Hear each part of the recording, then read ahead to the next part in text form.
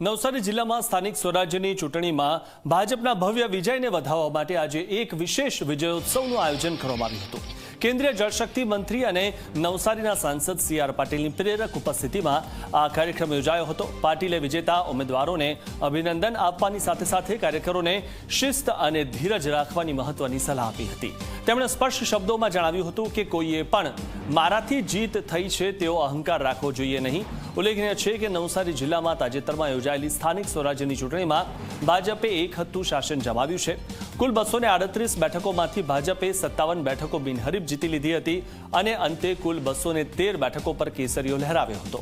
આ ભવ્ય જીતની ઉજવણીના ભાગરૂપે નવસારીના લુન્સીફુઈ ખાતેથી એક વિશાળ બાઇક રેલી યોજાઈ હતી, જેમાં CR પાટીલ પોતે જોડાયા હતા। એવું નહીં, તમે અમને જે જવાબદારી આપે છે એના માટે સક્ષમ બનો। તમને જે જવાબદારી આપી, ઉમેદવાર તરીકે આપી, કાર્યકર્તા તરીકે આપી, પ્રભારી તરીકે આપી, ઇન્ચાર્જ તરીકે આપી, એમાં તમે સક્ષમ છો। તમને મળે એ તમે સાબિત કરો, એ સક્ષમ બનવાનો પ્રયત્ન કર્યો। હું તો સક્ષમ છું જ। તમે એક સીટની ક્યાં વાત કરો છો? હું આખો જિલ્લો જીતાવી દઉં એવી તાકાત રાખો છો, એવી ભાવના મનમાં નહીં આવવા દો। તમે આ સામૂહિક નેતૃત્વનું આપણી પાર્ટીની એક રીત છે। તો એક વ્યક્તિ બહુ મજબૂત છે, એના આધારે જીતી જવાય એવું માનતા નહીં। એવા બહુ બધા 30 માર્કના આધારે બધા ઘરે બેસી જાય છે કે કોઈ પણ પાર્ટીના હોય, જ્યારે એને લાગવા માંગે ને મારા વગર પાર્ટી ચાલે જ નહીં।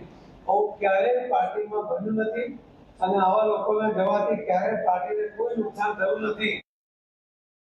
તમારે માનીને ચાલવાનું કે ભવિષ્યમાં મને ટિકિટ મળવાની જ છે અને મળે। મને તો 1989માં રાજીનામું આપીને આવ્યો, 2009માં ટિકિટ મળી, 20 વર્ષે ટિકિટ મળી।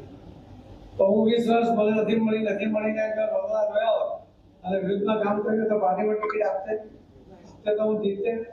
એટલા જ માટે કહું છું કે તમે રાહ જો, કોઈ પણ દિવસ ઉદાહરણ કરવાની જરૂર નથી।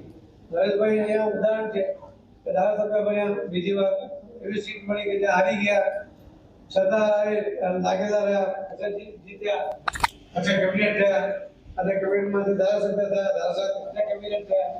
એટલે આ તો ચાલતી પ્રક્રિયા છે।